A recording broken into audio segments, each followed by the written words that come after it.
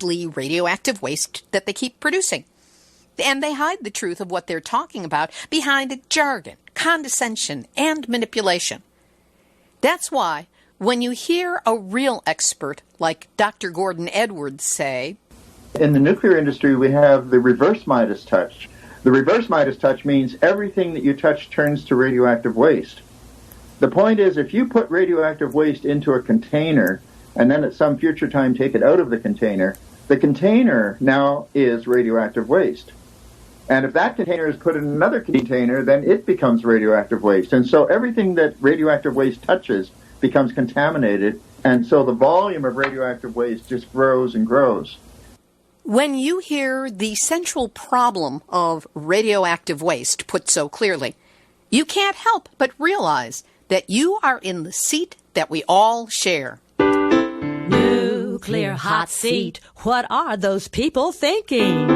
Nuclear hot seat, what have those boys been drinking? Nuclear hot seat, the corium is sinking. Our time to act is shrinking, but our activists are linking. Nuclear hot seat, it's the bomb. Welcome to Nuclear Hot Seat, the weekly international news magazine keeping you up to date on all things nuclear from a different perspective. My name is Libby Halevi. I am the producer and host, as well as a survivor of the nuclear accident at 3 Mile Island from just 1 mile away. So I know what can happen when those nuclear so-called experts get it wrong. This week, we hear from Dr. Gordon Edwards of the Canadian Coalition for Nuclear Responsibility on the proposed Chalk River nuclear waste megadump adjacent to the Ottawa River and upstream from the drinking water for Ottawa and Quebec. We'll also have nuclear news from around the world, numbnuts of the week for outstanding nuclear boneheadedness, activist shout-outs, and more honest nuclear information than you're going to be hearing on mainstream media, especially this week. All of it coming up in just a few moments. Today is Tuesday, May 8, 2018, and here is the week's nuclear news from a different perspective. The big honking breaking story today is that President Trump declared that he was pulling out of the Iran nuclear deal, unraveling the signature foreign policy achievement of his predecessor, Barack Obama, and isolating the United States among its Western allies. Trump's announcement, while long anticipated and widely telegraphed, plunges America's relations with European allies into deep uncertainty. They have committed to staying in the deal, raising the prospect of a diplomatic and economic clash as the United States reimposes stringent sanctions on Iran. It also raises the prospect of increasing tensions with Russia and China, which also are parties to the agreement. At the same time, he announced that Secretary of State Mike Pompeo was headed to North Korea to continue discussions with Kim Jong-un, expecting that the strategy of pulling out of one nuclear agreement will make the president of North Korea eager to get into another nuclear agreement with the United States. Former President Barack Obama almost immediately published an essay online in reaction, where he said, "There are few issues more important to the security of the United States than the potential spread of nuclear weapons or the potential for even more destructive war in the Middle East. That's why the United States negotiated the Joint Comprehensive Plan of Action in the first place. The JCPOA is working. That is a view shared by our European allies, independent experts, and the current U.S. Secretary of Defense. It has significantly rolled back Iran's nuclear program." Whether you agree with this or not, we will be posting a link to his entire essay on our website, nuclearhotseat.com, under this episode, number 359. And to demonstrate exactly how easy it is for misunderstandings to take place that could have major consequences, on Monday, the White House issued a statement to reporters in an email from the Office of the Press Secretary that stated Iran has a robust clandestine nuclear weapons program. using the present tense has as opposed to the past tense had. That's a big difference, and the White House made a pretty massive correction to it shortly thereafter, claiming it was a clerical error. That's right, push us closer to war over a typo.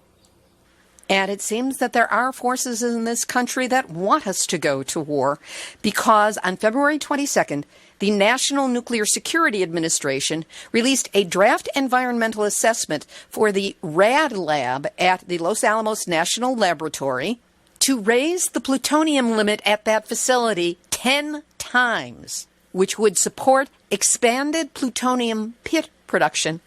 And plutonium pits are necessary for the creation of new nuclear bombs. Right. Like the 6,450 nuclear weapons we already have aren't enough. And Patrick Malone of the Center for Public Integrity has published an article in USA Today entitled "Safety Concerns Plague Key Sites Proposed for Nuclear Bomb Production," and focuses on recent internal government reports that indicate serious and persistent safety issues plaguing both of the two candidate sites, Los Alamos National Laboratory in New Mexico and the Savannah River site in South Carolina. That will be another link on the website. As for nuclear reactors, it's deja vu all over again at the Pilgrim Nuclear Power Plant, or lack of power plant, at the foot of Cape Cod in Plymouth, Massachusetts, went down yet again.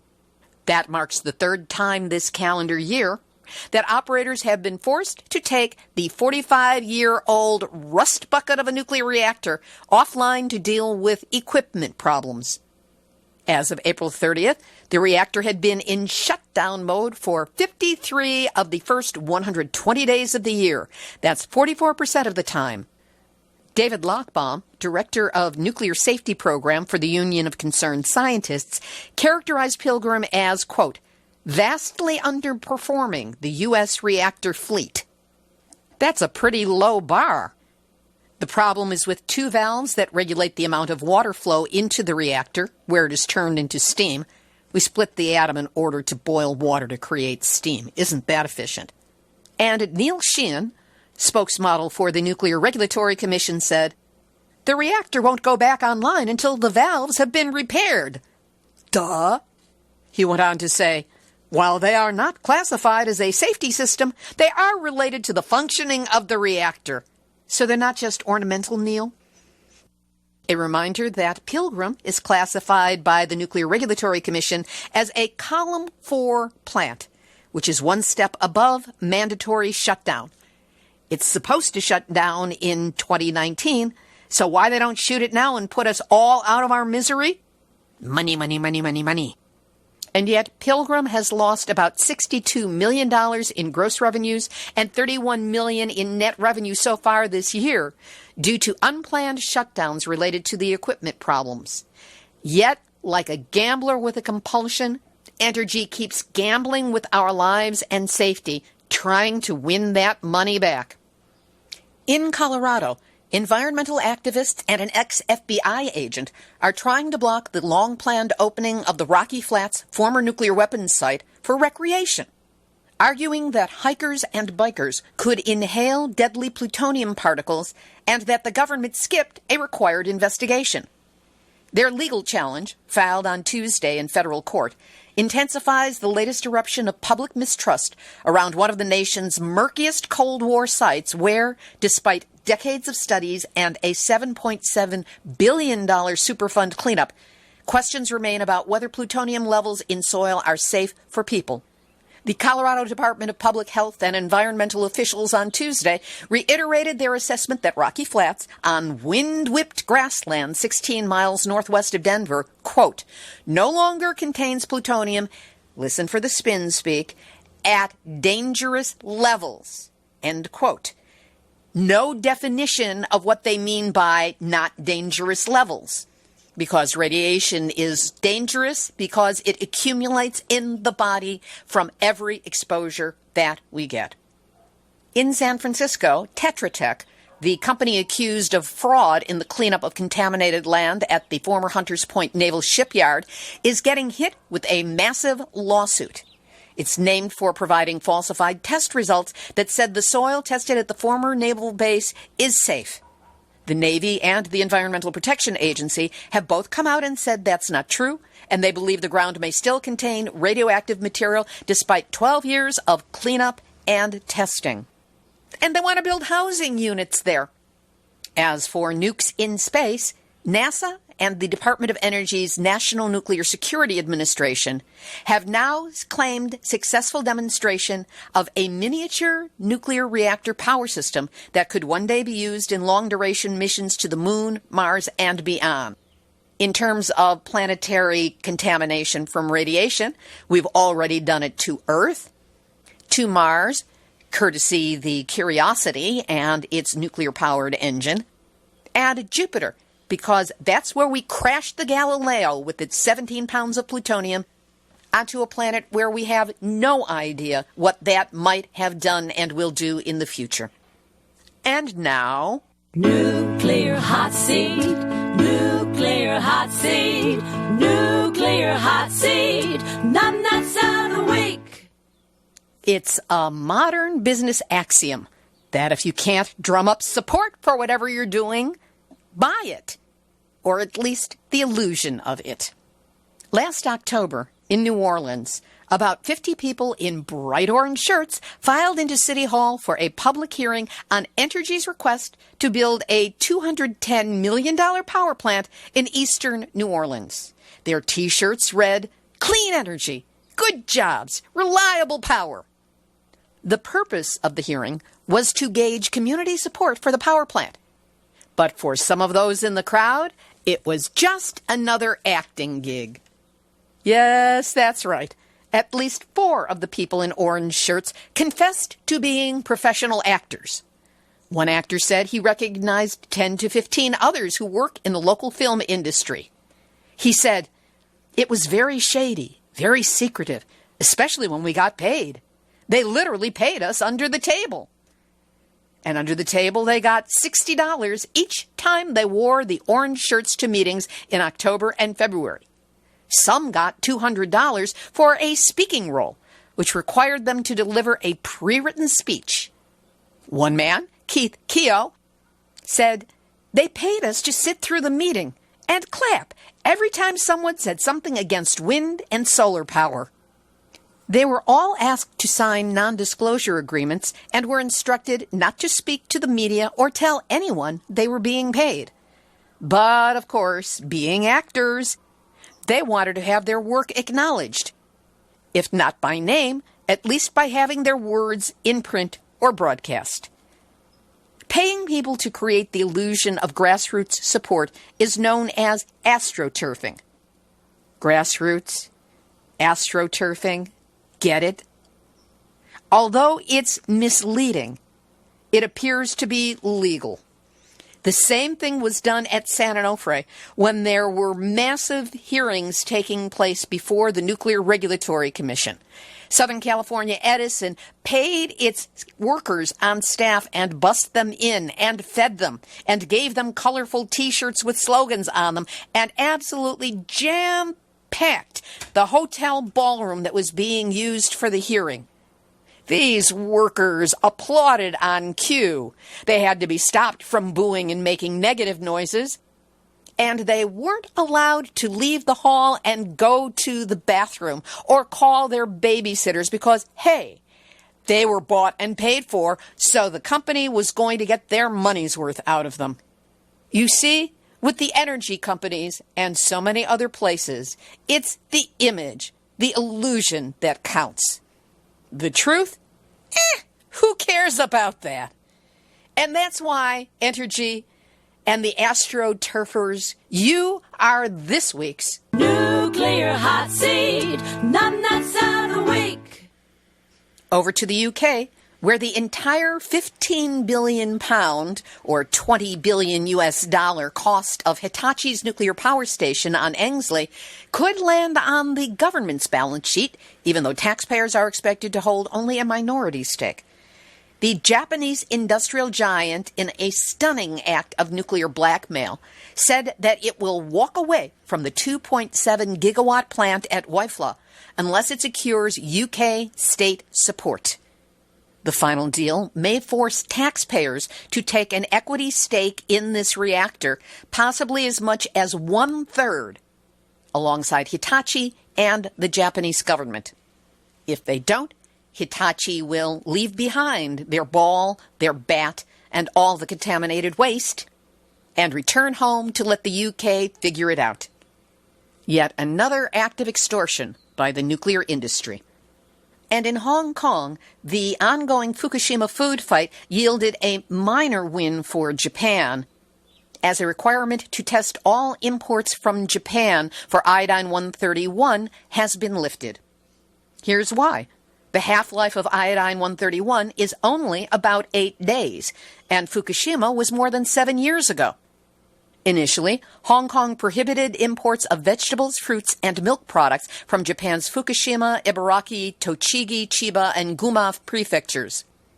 Hong Kong is the latest country to drop iodine-134 from the list of radionuclides that must be tested for, but considering the half-life for cesium-134 is a little over 2 years, and for cesium-137 the half-life is 30 years, like Singapore and the EU, Hong Kong will continue to require Japan to provide certificates for cesium-134 and 137 on every consignment of food products imported from Japan. We'll have this week's featured interview in just a moment, but first, when it comes to nuclear, the bad hits just keep coming. Mainstream media barely notices nuclear problems, let alone bothers to cover them consistently or with any depth. So that's why you have to count on Nuclear Hotseat to do the work. Get into nuclear stories with more facts, continuity, and context, as well as a healthy dose of skepticism and a side order of, oh really? We work hard to get behind the scenes, under the skin, and into the heart of nuclear matters every week, with fresh information and an unrelenting perspective. Does having this information each week help you understand what's going on? Good. That's what we're here for. And that's why we're asking for your help. It's no surprise that there are costs incurred in bringing you the nuclear news and interviews you get here. And we need help in meeting those expenses. So if you value the kind of information Nuclear Hotseat provides, help us keep going by sending a donation of any size. Just go to nuclearhotseat.com and click on the big red donate button. That's where you can send us a donation of any size, and thank you very much. And for those of you who want to make a big difference but lack the budget, you can help us out a little at a time.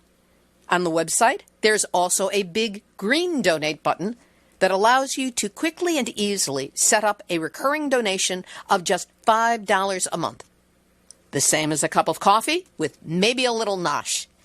It really does make a big difference in meeting our monthly expenses. So please, do what you can to help Nuclear Hotseat to search out and share nuclear information that helps you understand issues that the nuclear industry would really rather you not know about. Whatever you can do to help, know that you have my deepest gratitude. Here's this week's featured interview. Dr. Gordon Edwards is president of the Canadian Coalition for Nuclear Responsibility. He is one of Canada's best-known independent experts on nuclear technology. It seems that there is nothing that this man doesn't know. Since he became involved with nuclear issues in 1977, he has worked with the Canadian government, First Nations tribal councils, consulted with government and non-government bodies, and spoken internationally at conferences sponsored by Physicians for Global Survival, International Physicians for the Prevention of Nuclear War, Dr. Helen Caldicott, and many others. We discuss the Chalk River facility and its current plans for over 70 years' worth of nuclear waste.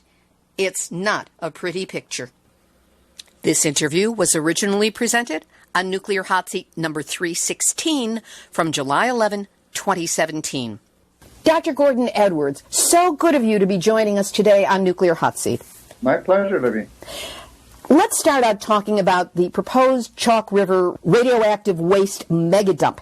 Give us some background on the Chalk River site so those of us who aren't familiar with it can understand what it is, what's there, and why it's so dangerous.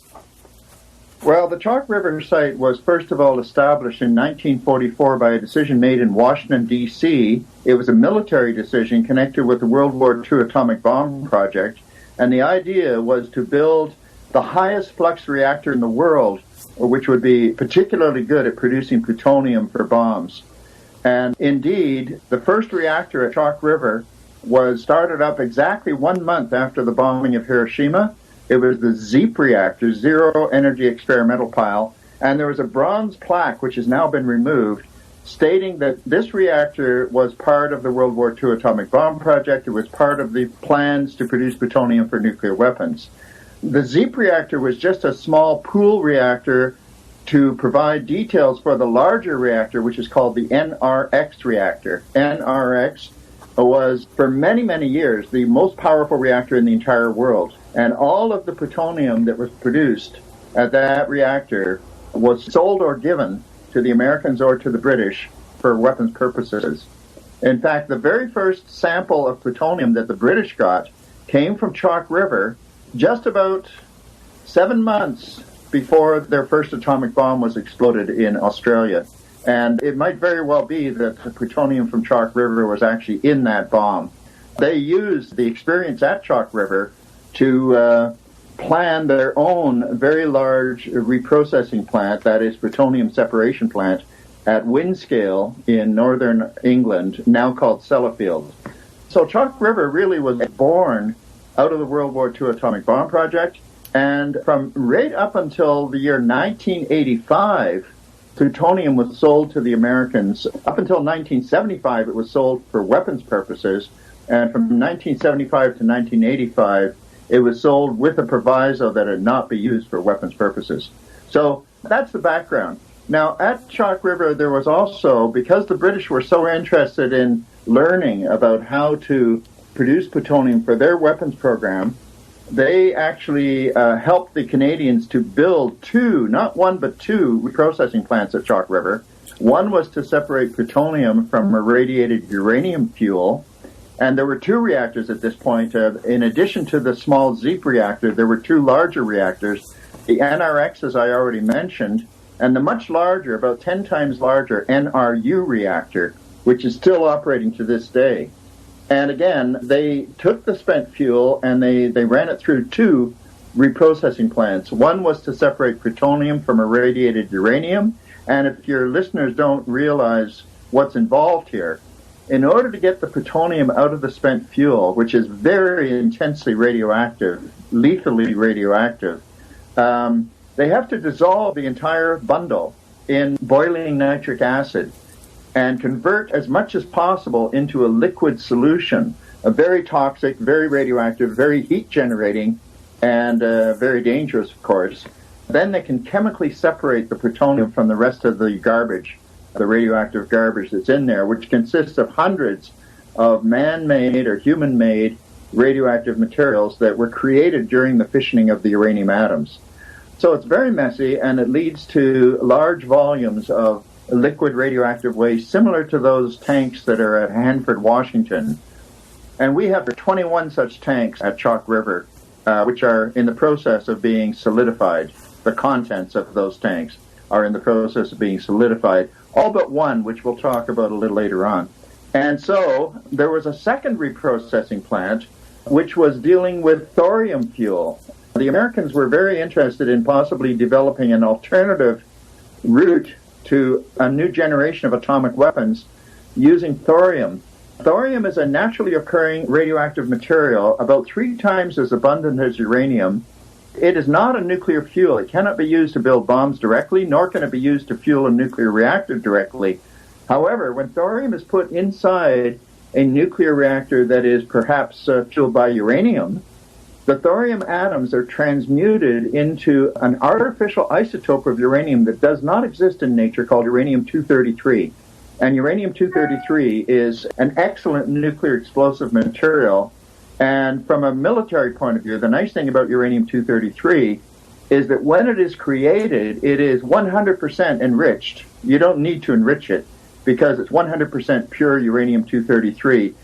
As you can well imagine, then, there are all kinds of nasty radioactive waste at Chalk River, and about 50% of those wastes are military waste left over from not only the World War II atomic bomb project, but the post-war nuclear weapons buildup. Canada sold uranium for the nuclear weapons buildup during the Cold War, which lasted right up until 1965, and they also sold plutonium from Chalk River for the same purpose up till 1975. That's where most of the nastiest waste at Chalk River come from.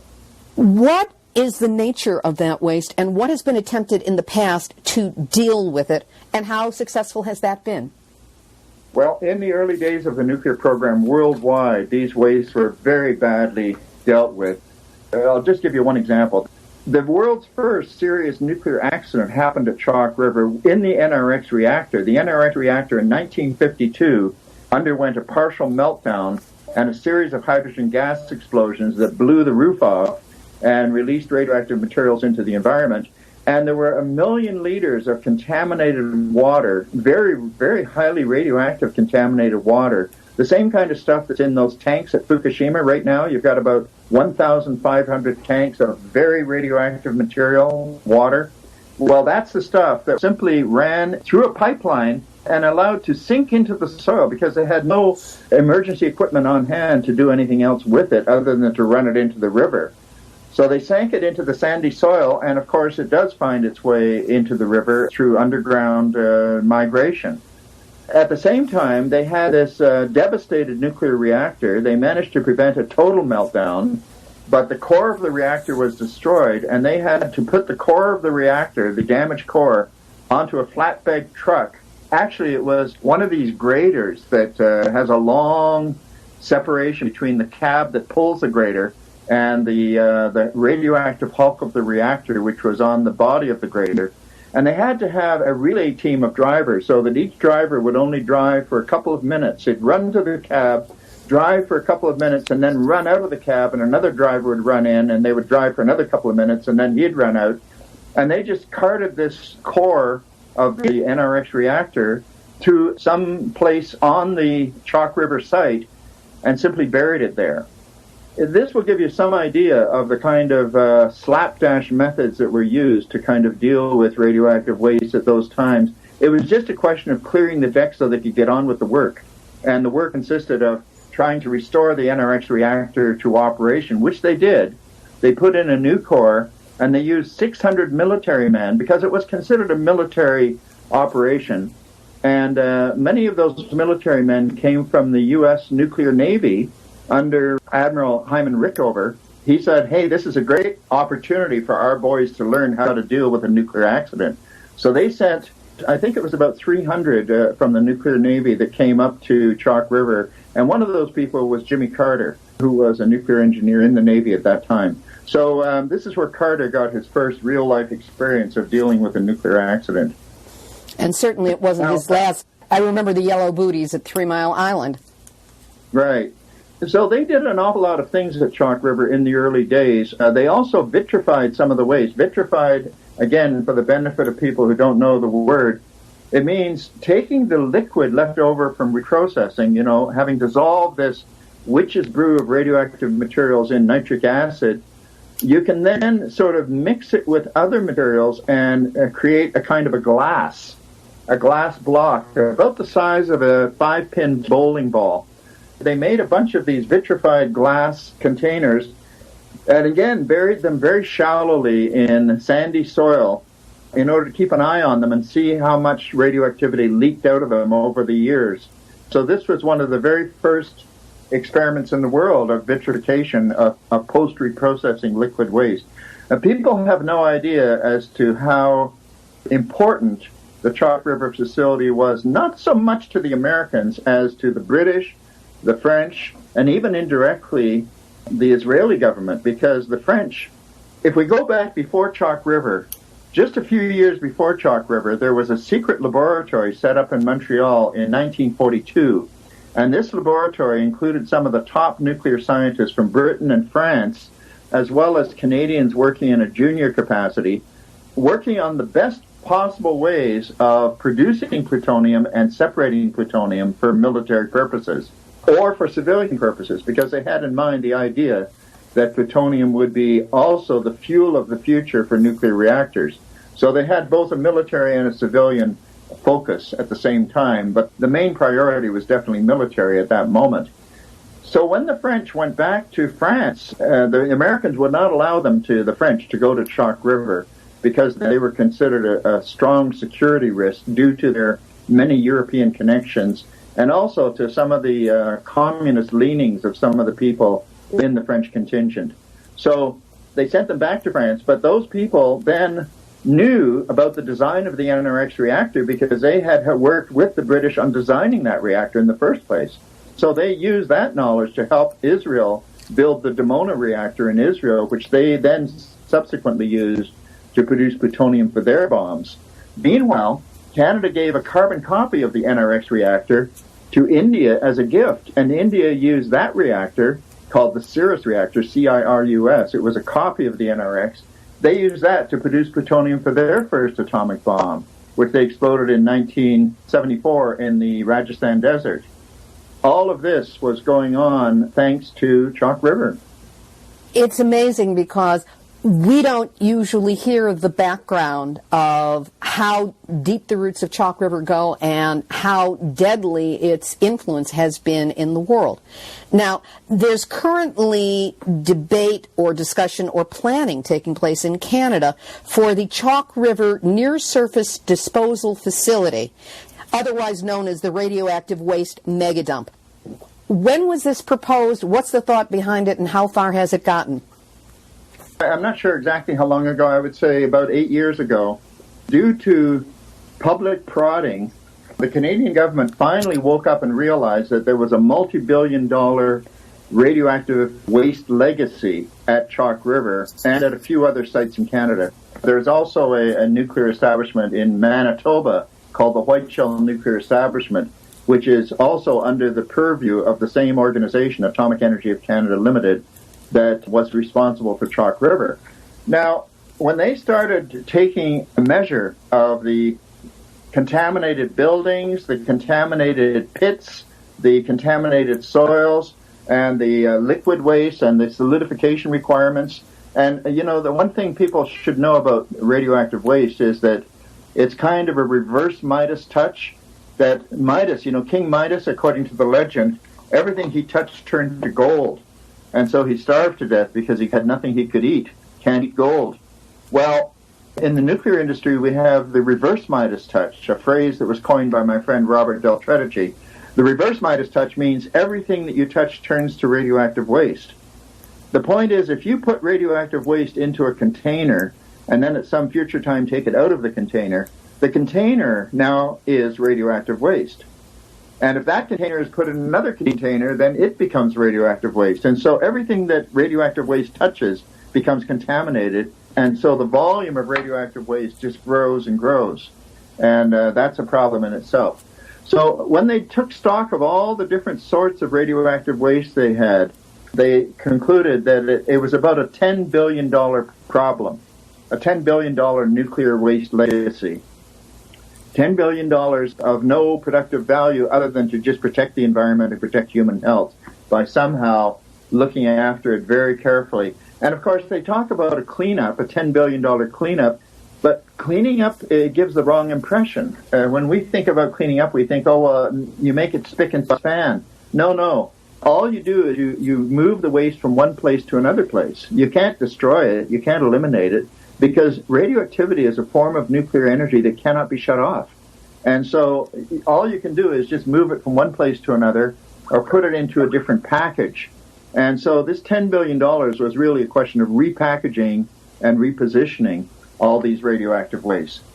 Now, we had a previous prime minister named Stephen Harper who, although much more low-key and much more clever, in some ways he was similar to Donald Trump, in the sense that he didn't believe that we needed all these environmental regulations. And so he fired 2,000 scientists from the Environmental Agency here in Canada, the federal agency, and he also put the total process of environmental assessment for nuclear facilities entirely into the hands of the nuclear establishment through the Canadian Nuclear Safety Commission. So in other words, hands off, everybody. The nuclear people are going to look after their own show. Chalk River was run by what we call in Canada a Crown Corporation. It's a totally government-owned agency called Atomic Energy of Canada Limited. What Harper did was he gutted that agency and put the entire control of the Chalk River facilities as well as the other facilities owned by Atomic Energy of Canada Limited. He put them in the hands of a private profit-making consortium of multinational corporations. One of them Canadian, that's SNC-Lavalin, and two others were American and two others were British. And these guys are operating under a 6-year contract that can be extended to 10 years, and they are responsible now for looking after these wastes and are not answerable to anybody but the Canadian Nuclear Safety Commission, which we in Canada have found to be largely an enabler of the nuclear industry rather than an effective guard dog, more a lapdog than a guard dog. And the CNSC, for example, in their 17 years of existence, have never refused to grant a permit for any nuclear facility. The commissioners have never refused to grant a permit. It's the same as the NRC here in the United States, that it is called the Nuclear Rubber Stamp Commission as opposed to the Nuclear Regulatory Commission. Yeah, another way, we like hockey in Canada. Hockey is our favorite sport. And you could say that if you think of the nuclear industry as a hockey team, then the CNSC is more the coach of the team rather than a referee. They never send anybody to the penalty box. They never sort of discredit somebody from playing altogether. They simply give them a pep talk. Anyway, this consortium of private companies has now proposed to build a huge mound, 5 stories high, covering an area that would be the equivalent of 70 professional hockey rinks above ground, less than a mile from the Ottawa River. The Ottawa River is a major river that flows down into the St. Lawrence, and it flows right through the nation's capital, which is Ottawa, downstream from Chalk River.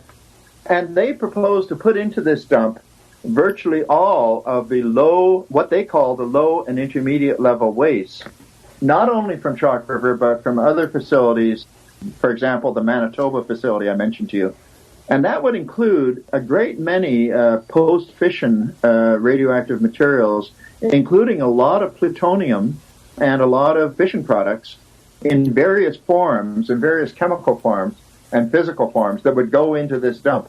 They say that only about 1% of the dump would be intermediate level waste, but 1% of 1 million cubic meters, that's how much they're talking about, 1 million cubic meters, 1% of that is 10,000 cubic meters. So 10,000 cubic meters of intermediate level waste is a lot of stuff. And the fact that they would put it all into one huge mound, so you might think, well, is this like a staging area? Is this like a temporary thing? No. This is intended to be a permanent facility, and they eventually intend to simply abandon it there. So that's the proposal that we're now facing, and at the moment there is about 1,000-page environmental impact statement that has been produced, and we have a deadline until August 16th for the public to comment on this, and they hope to get the thing operational by 2020.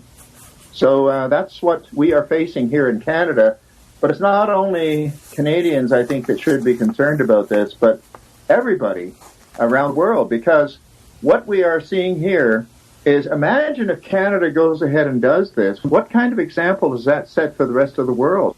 It basically says, don't worry about radioactive waste, even if it's plutonium-bearing waste, even if it's left over from spent fuel dissolved in nitric acid, even if it's the internals of nuclear reactors, all of which will remain dangerous for hundreds of thousands of years, let alone millions of years.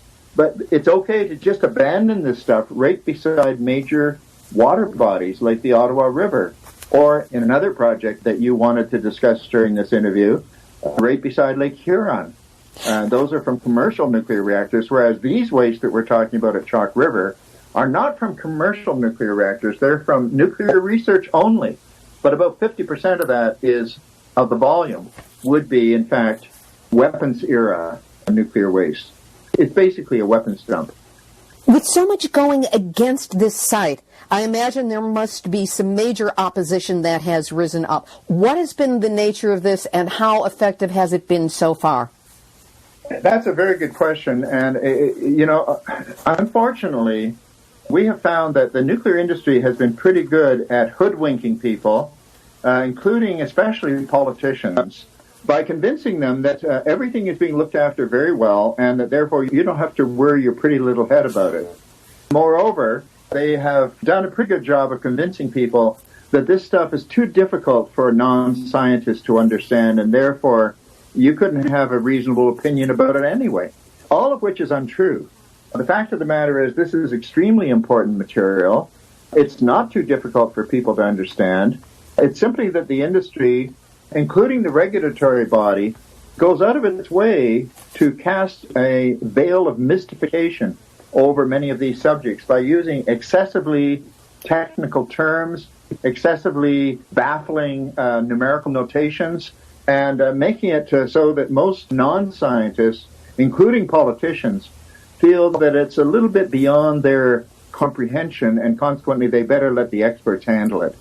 Our view, on the other hand, is that we are now, and it's only happening right now in Canada at least, we are now really entering into the age of nuclear waste in a serious way, because never before in Canadian history has anybody proposed to abandon nuclear waste for forever, right by the shores of major river bodies, and without consideration of perpetual ongoing maintenance and monitoring and intervention when necessary in order to prevent any leakage that begins, which is surely going to happen.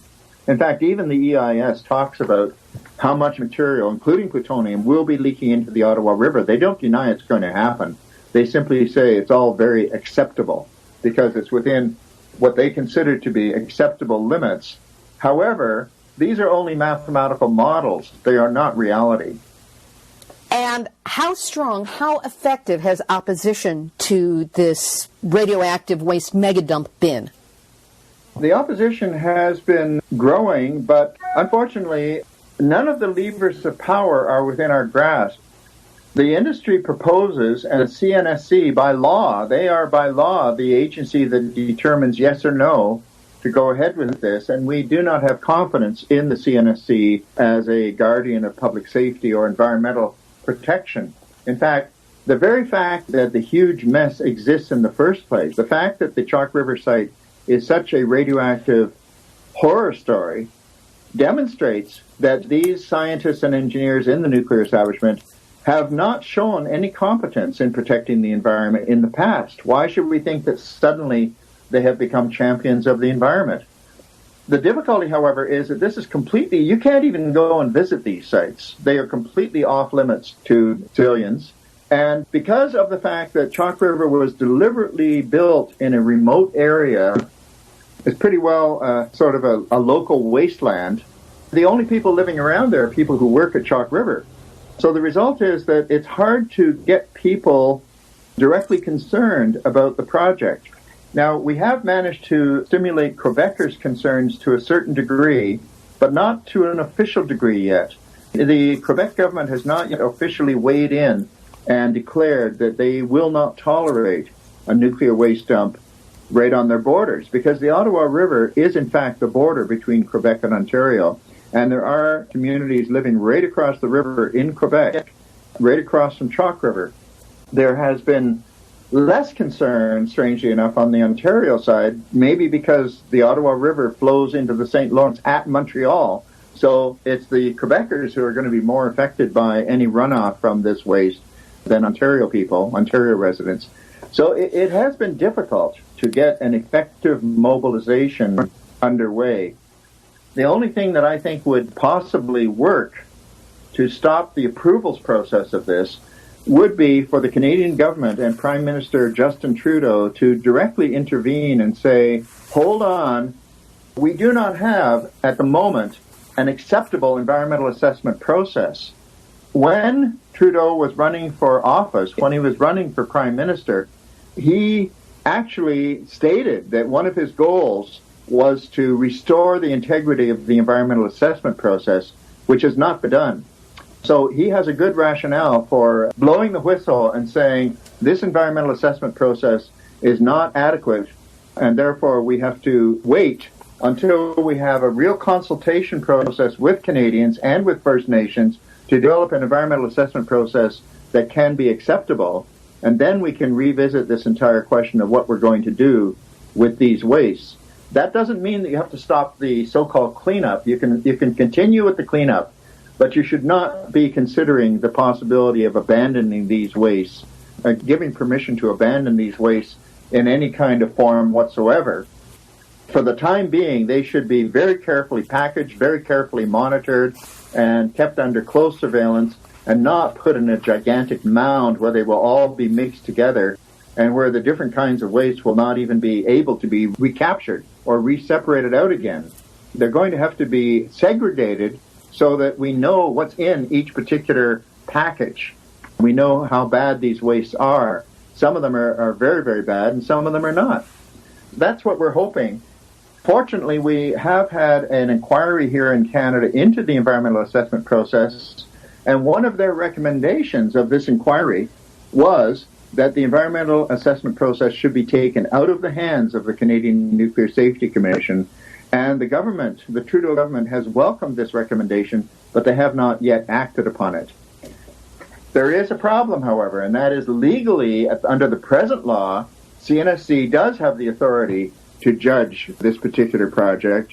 We're hoping that the government will have the fortitude and the foresight to say, well, maybe you have the legal right, but politically we do not give you that decision-making power.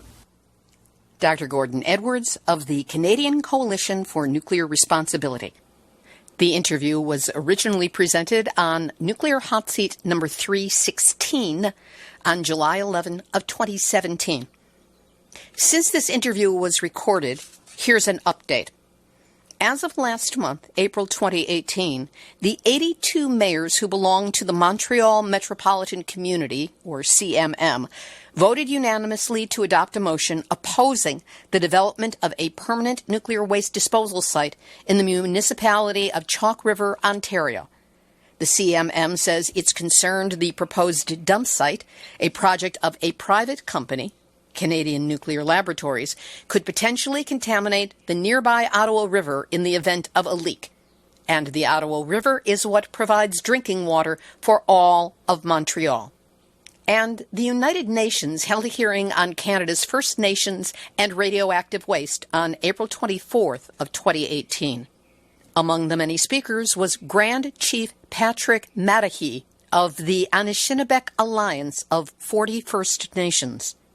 Chief Madahi said, "Putting waste underground makes no sense because nothing man can build will overcome the constant seismic activity.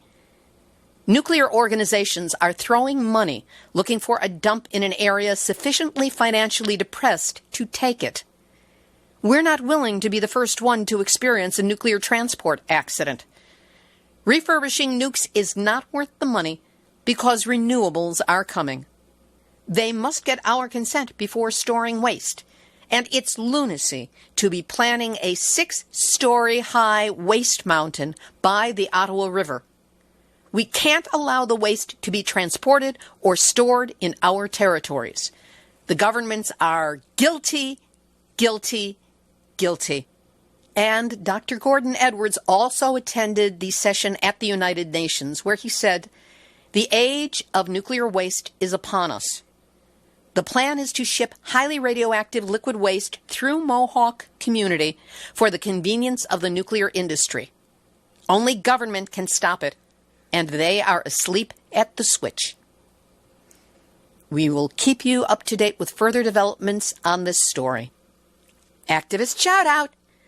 We have a simultaneous shout out from Beyond Nuclear and Nuclear Information and Resource Service, or NIRS, on the exact same topic, the need to stop the Nuclear Waste Policy Amendments Act, H.R. 3053.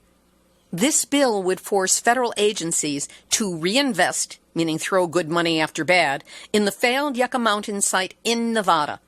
The volcanic earthquake-prone site, which was canceled, never completed, and never had waste brought into it, was declared unworkable, and the license application withdrawn by the U.S. Department of Energy nearly a decade ago. Now, H.R. 3053 would force Nevadans, Shoshones, and everyone between reactor sites around the United States and Yucca Mountain to bear the hazards of shipments to a site that is guaranteed to leak and waste billions of dollars on this failure instead of finding a real solution. Passage of H.R. 3053 would trigger thousands of high-level nuclear waste shipments across the country to Yucca Mountain and would legalize new nuclear dumps in Texas and New Mexico for the consolidation of highly radioactive irradiated fuel rods in areas unsuited for a permanent solution. As locations, they are targeting economically depressed areas where culture and lack of opportunity spell environmental injustice from the worst of all hazardous wastes. And the Nuclear Waste Policy Amendments Act, sometimes referred to by the name of its original sponsor, Representative John Shimkus of Illinois, would overturn existing law and gut the few protections that prevent unnecessary transport of highly radioactive nuclear waste. Current law prevents both redundant shipments of the most highly radioactive waste and abandonment at supposedly temporary sites. Abandoning these guidelines and putting thousands of nuclear waste shipments on our roads, rails, and waterways will not solve any of our problems with nuclear waste. It will make them much, much worse. So what can you do? Take action now. Contact your U.S. representative. Urge them not only to oppose H.R. 3053 on the House floor, but help lead the opposition, including striving to block the bill from ever reaching the House floor. It's best to do this by the phone because the vote is coming up quickly. You can do an online search for the information or simply call the Capitol switchboard at 202-225-3121 and ask to be patched into your U.S. Rep's D.C. office. We will also have links up to where you can submit a Sierra Club web form and sign a Credo petition initiated by the SEED Coalition, which is the group fighting so hard on the ground to stop the building of this new nuclear waste dump in West Texas. And a heads up that my book, my nuclear memoir, is now with the editor, and the cover is being designed, so it's moving forward towards production. Yes, I glow in the dark. 1 mile from 3 Mile Island to Fukushima and nuclear Hotseat is on track for publication either later this month, May, or next month, June. If you'd like to receive notification of when the book is available and when the pre-sale begins, make certain you've signed up for our weekly email with a link to the show. That's the list we'll be using. If you haven't done so already, go to nuclearhotseat.com, look for the big yellow box, put in your name, your first name is fine, and an email address. We will never sell, barter, auction off, or give to Cambridge Analytica your information. So take a moment to sign up, and when my book becomes available, that's a guaranteed way for you to find out. Here's today's final thought. What a world, what a world. I'm old enough to have lived through the Cold War and hate the fact that it's returning and heating up with the threat of an, if we have nuclear weapons, why can't we just use them? With a set of tiny fingers hovering above the launch code button, just itching for the chance to push it. I really can't say any more right now. It's too depressing. So let the opportunistic media pundits roll and have their day. I just hope that those with more power than I have remember the old saying. You may think you have a plan B, but remember, there is no planet B. To which I add, and the law of unintended consequences is adjudicated by a spirit with a wicked sense of humor. Never ask what could go wrong, because unfortunately, we just might find out. This has been Nuclear Hotseat, for Tuesday, May 8, 2018. Material for this week's show has been researched and compiled from nuclear-news.net, deunrenard.wordpress.com, miningawareness.wordpress.com, Beyond Nuclear, Nuclear Information and Resource Service, or NIRS, MSNBC.com, Santa Fe New Mexican.com, CapeCodTimes.com, thank you, Christine Legere, yet again, DenverPost.com, SanFrancisco.cbslocal.com, EastBayTimes.com, TechSpot.com, TheLensNola.com, that's for New Orleans, Louisiana, NukeWatch.org, PopularMechanics.com, ProPublica and the reporting of Patrick Malone, Telegraph.co.uk, TheTimes.co.uk, NewsAndGuts.com, NewYorkTimes.com, the Soul Dead Cubicle Drones who grind out press releases for World Nuclear News, the U.S. Nuclear Regulatory Commission, and a shout-out to you, the wonderful Nuclear Hot Seat listeners and followers who are around this world, 123 countries on 6 continents and counting. Plus, a big shout-out to everyone who's listening on our growing network of broadcast stations around the U.S. You are the ones who show your love for life on this planet by being the kick-ass defenders of nuclear truth and supporters of atomic awareness that you are. Thanks for visiting the Nuclear Hot Seat Facebook page. If you haven't stopped by yet, please come on down and visit us. Check it out. Click like, follow, post, and share. Let's get some dialogue going. And you can find our back episodes, all 358 of them, at nuclearhotseat.com. And for a quick shortcut, at the URL, throw in a / and type out the word blog, and it will get you to a page where you can scan the episodes 10 at a time. Theme music, written by me, sung by Marilee Weber, accompaniment by John Barnard, recorded at Winslow Court Studio in Hollywood.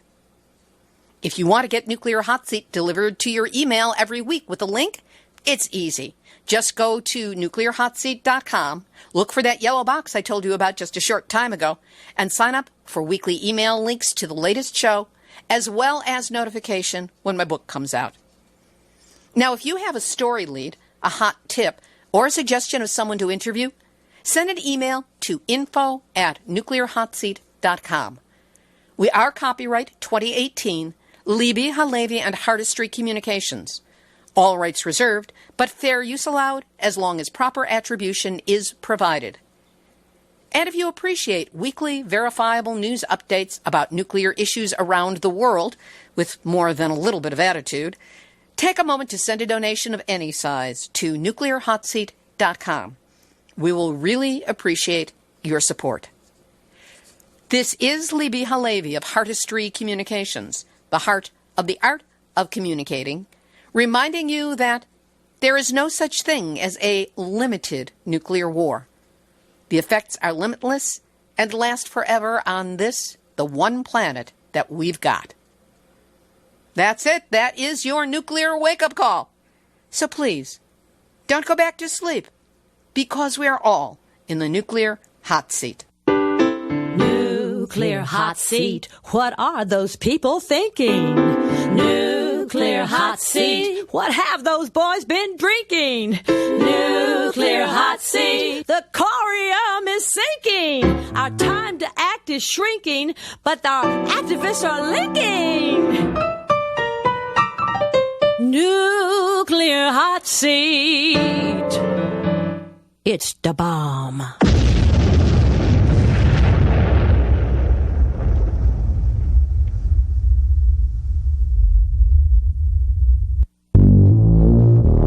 Question everything. Intelligent radio for intelligent people. UCY.tv